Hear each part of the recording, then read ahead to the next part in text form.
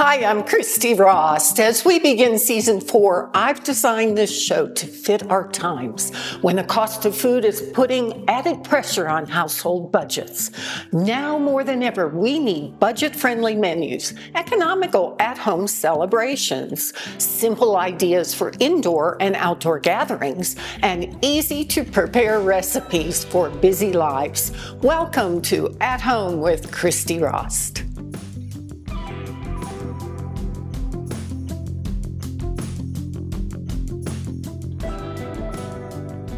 I call this episode Irish Dreams, and it features 3 Irish traditions: Guinness, cabbage, and bread. So we're going to start with Guinness braised short ribs. I have preheated a stock pot, and I'm going to add a little bit of olive oil in the bottom, about 2 tablespoons.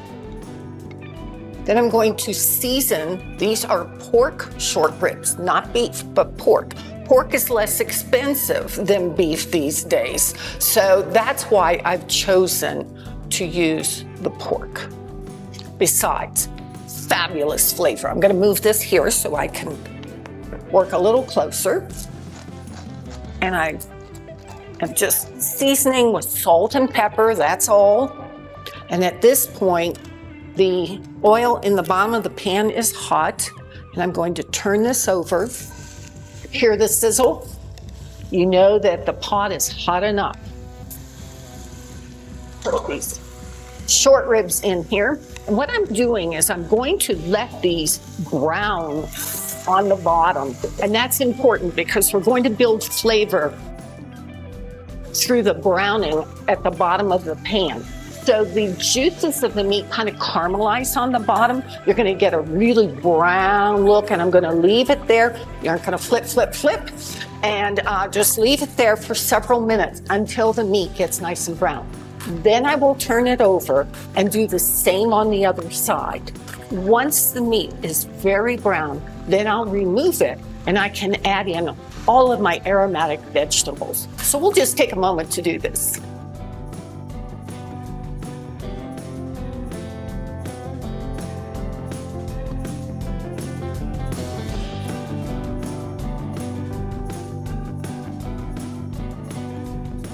So I've browned both sides of the meat, and as you can see, it's really gorgeous brown.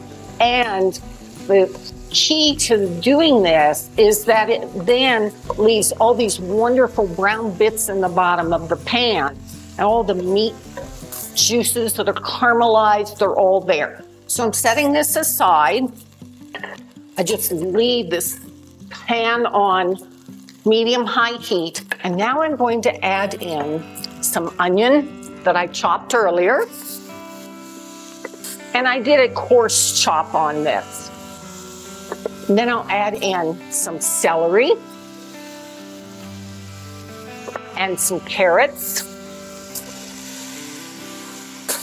and I'm going to saute this for several minutes until everything begins to soften. Now, as I'm stirring, the fabulous thing about this is I'm picking up all those nice brown bits and brown juices off the bottom, and that is flavoring everything that's in the pot.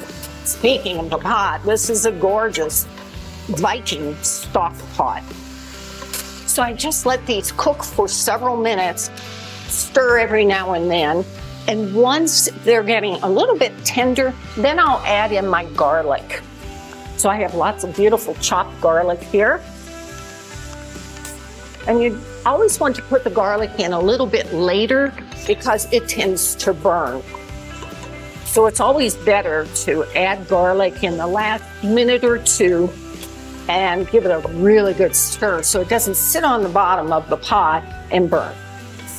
This is all the flavors, the aromas, and everything that are being developed here. Then, once this is all nice and soft, then comes the Guinness. This is the fun part. So I take a whole bottle of Guinness and pour, or you can use your favorite stout, and pour this in like this. Yum. Now, if you don't want to use any alcohol at all, then you can just substitute a cup and a half of beef broth. So stir this, and again, I'm picking up all these nice brown bits off the bottom of the pan now that the liquid has hit there. And I am going to add in about a cup and a half of beef stock. So if you aren't using the Guinness or another stout, then you would use a total of 3 cups of beef stock. Now, I have just a tiny bit of flour because I want to thicken this a little. So I take my flour and I just put it in a bowl and add a little bit of beef stock to it. You always put the liquid into the dry so you don't get lumps. So I just add this in and whisk it like this. This forms what's called a slurry. And the reason that I'm making a slurry is because I want to thicken the sauces a little bit. So I take my spatula here and just bring this in. There we go. This is one of those really cute little Tavolo spatulas. I love them. They come in all kinds of pretty colors and patterns now, and you'll see a bunch of those during season 4. And I just stir this, and again, this will thicken the juices a little bit. I'm also going to add in about a tablespoon of some tomato paste. Tomato paste is really nice in a sauce. It just kind of helps bring everything together. Now, I'm not going to add salt and pepper to this at this point. I will always do my seasoning towards the end because evaporation takes place. And as liquids evaporate, then the flavors concentrate. And that means if you put a lot of salt in the beginning, it's concentrating the salt and your dish will be too salty. So I'll add some thyme, this fresh thyme, and a bay leaf. And I'm going to return the short ribs to the liquid. This is going to cook slowly all day. And if you want to use a slow cooker, you can do that too. But I kind of like using a beautiful stock pot like this one.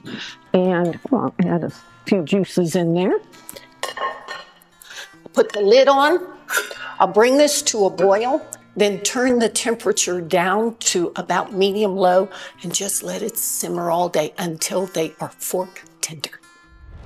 Experience an immersive culinary adventure with Atlas Ocean Voyages. Led by seasoned experts, savor regional flavors and exclusive culinary moments. Discover captivating destinations and authentic traditions aboard elegant, all-inclusive yachts hosting fewer than 200 guests. Atlas Ocean Voyages, where every Epicurean adventure is a feast for the senses. So we've covered the Guinness. Now we're going to cover the cabbage, another Irish tradition. So I'm making Irish cabbage and bacon. And so I've already crisped up some bacon here, and I'm going to remove this from the pan. I did drain off a lot of the fat, and I've left a little bit in the bottom and some of that fond, you know, where it kind of sticks to the pan and you've got that brown from the bacon that's there. That's called the fond. And so I'm leaving that in the pan because I'm going to add my cabbage to this. And make sure that that I've got my heat right. I'm just going to put my bacon aside. We'll come back to that later. And I have a whole head of cabbage here. It's about 1 3/4 pounds.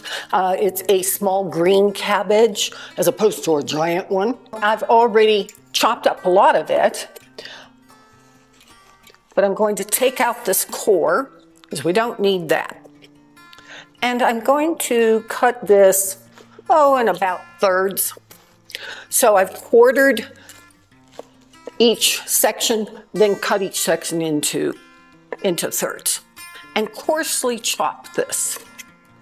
This is a super quick recipe, and I can't begin to tell you how just absolutely delicious it is.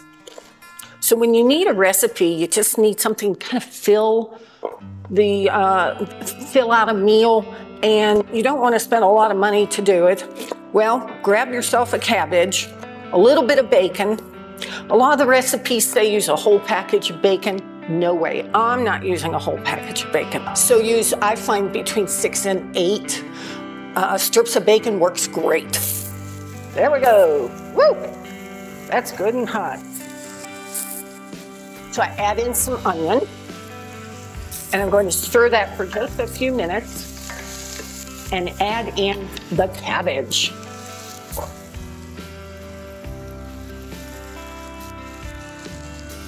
So this makes enough, and I will tell you, it's kind of like spinach, you know, when you put fresh spinach in, and you've got all this spinach in a pan, and by the time you have it wilted, you have this little bit of spinach. This is a little bit like that. The cabbage will wilt down very nicely. So it's just super, super quick, super filling. You can feed a lot of people with this. But I'm going to stir and saute. It will take about 15 minutes, something like that. And this will wilt down some. You want it crisp tender. I will go ahead and season this with a little salt. You can use coarse sea salt, kosher salt, whatever your favorite. And always a generous amount of pepper when you're talking about this Irish cabbage dish. Now the rest of the bacon fat that I drained off, I just saved that because you can use that for potatoes and your other favorite really quick saute dishes. So this is going to take just a little while, and I will add a little bit of celery seed to this. Celery seed to me is the key to any cabbage dish when it comes to bringing flavor. It just adds a beautiful nuance of flavor.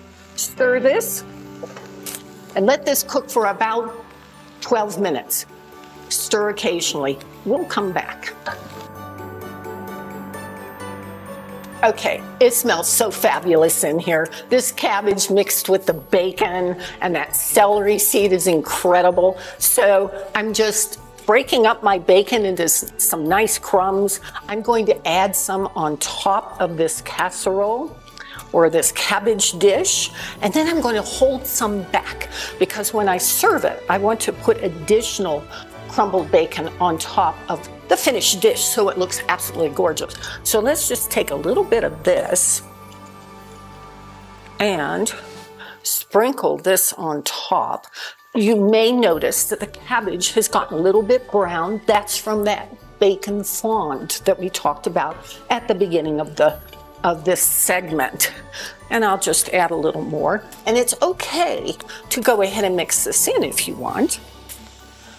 But I am going to save a generous amount for the finished dish when it's going to look absolutely gorgeous. So we have done 2 of the 3 traditions of Ireland. We've done the Guinness, now we've done the cabbage, and I promised you bread. So stay tuned. In a few moments, I'll be back. I'm going to make a gorgeous bread for you. So I promised you bread. I'm going to make a traditional Irish soda bread. And so I have 3½ cups of flour here. I'm going to add in about a teaspoon of salt, some baking powder, about a ½ teaspoon, and a teaspoon of baking soda. And I stir these together really well. So make sure it's well mixed. So I turn my bowl as I turn the spoon and get it really well mixed. Then I make a well in the center, like that. And I have buttermilk. I'm going to add the buttermilk into the well all at once. I love making bread. It's such a relaxing thing to do. And then, rather than stir in the center, I'm bringing the flour into the buttermilk. So I'm bringing the flour into the center where the buttermilk is. Now, depending on the day and where you live, because I'm living at 9,300 foot elevation, sometimes the flour is much drier, and so it takes a little more liquid. But I'm seeing this feels really good. I think we're good with this. Okay, so what I'm going to do is I'm going to turn this out onto my counter to knead it. But I really don't like to knead it on a board, so I'm going to take a quick break, get the board out of here, and we'll turn this out onto the floured counter, and I'll show you how to knead the Irish soda bread. Developed over 20 years ago through classic breeding at Washington State University's tree fruit program, the Cosmic Crisp apple is known for its perfectly balanced flavor, remarkable texture, juiciness, and striking color. These qualities make the Cosmic Crisp apple ideal for a versatile range of uses, from snacking and baking to cocktails, juicing, decor, and more. Available nationwide at grocery stores in all seasons, the Cosmic Crisp apple is now one of the nation's best-selling apples. Cosmic Crisp is hands down my favorite apple, and I'm honored to have Cosmic Crisp as a returning sponsor of At Home with Christy Rost. I love making bread, especially when I get to knead the bread. You know, quick breads, you just put them in the pan. But when you get to knead the bread, there's something very tactile and relaxing about it. I was kneading some bread yesterday, and my friend Joel, Chef Joel, who is in the prep kitchen right now, in fact, he walked in, he said, "Oh, you just look so relaxed and so happy there." And I said, "Oh, really?" He said, "Yeah, it's just something about making the bread. You just look that way." I said, "Oh, well, that's sort of how I feel." So I've turned out the dough, and to knead this, you want to be very gentle with it, okay? We're not going to put a whole bunch of arm action into it. It's just very gentle, turning the bread into the center like that. And make sure you keep your hands well floured, and you may need to add a little extra there. And this is a very traditional kind of Irish soda bread. So you may be more familiar with the kind that has sugar in it, and maybe even raisins or currants, dried currants in it. This is not that. When Irish soda bread, years and years ago, we're talking, eons ago, when Irish soda bread was made in virtually every house, they didn't use sugar. They didn't use raisins or dried currants. Instead, it was just these very simple ingredients of flour, salt, little baking soda, sometimes baking powder that actually was not necessarily in the very beginning of making bread. I hear my oven. My oven is preheated to 425. So the one thing you want to do when you make your Irish soda bread is not flatten it out too much, okay? I want it to be a good 1.5 inches in height. And don't be afraid to get a ruler out and measure to see, is it 1.5 inches? So I've got that set. Now I have a tray, and traditionally, they didn't use oil to grease the tray. They just sprinkled flour on it, like this. And you'll be so surprised when you bake this your first time and go, it didn't stick. And it's true, it won't stick. So I gather up my bread and put it here, and keeping it nice and thick. Now, let's move this to the side. And I'm going to move this closer to me so I can work, and you can see. So I take a sharp knife, something very sharp, and I'm going to make a cross in the bread, like that. Don't go all the way to the bottom. You just want to go down about maybe 1/2 inch, okay? Then go the other direction. Then because you want the Irish soda bread to open up as it bakes, take your knife and open where you have cut, like this. And on this side as well. And that will ensure that it bakes all the way through in the center, okay? And it will kind of open up this bread. Now, if you read anything about Irish cooking from people who are Irish, they will say, poke the corners of the bread, each of these quarters, just once to let the fairies out. So that's one of those little Irish things that I didn't know until recently. And over here on this side of the pond, that probably means to let the steam out. So I've got this ready for the oven. Let's go put it in. It only is going to take about 15 to 18 minutes to bake. So the oven is ready, 425 degrees. I'm ready to set this in, and I did make a mistake. I said it would take 15 to 18 minutes. That's another recipe. This bread's gonna take about 35 to 40 minutes to bake. And I put it in the center of the oven. And I will tell you why I'm so excited about the bread, the cabbage, and the short ribs, the Irish short ribs. It's because I'm going to Ireland this fall. I'm going to Ireland October 11th on Atlas Ocean Voyages. I'm going to be a guest chef for them. And I had the privilege of sailing with them last fall as well. And this year, I am going from Dublin to Lisbon. So I thought it was appropriate to cook some of the dishes that are typical of Ireland and share those with you. And also to invite you to come with me. So if you have any, no plans in October and you want to go on a 10-day, 11-day cruise. It's from the 11th to the 21st with me.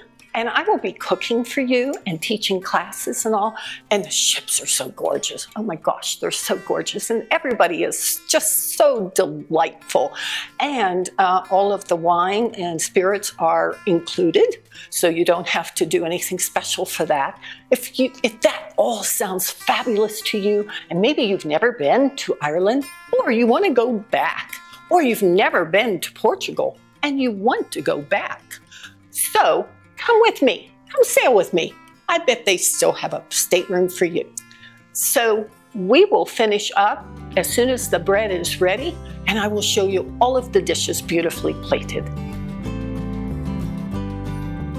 Today's show was an Irish dream. It started with the Guinness braised short ribs, which just cook all day slowly until they are fork tender.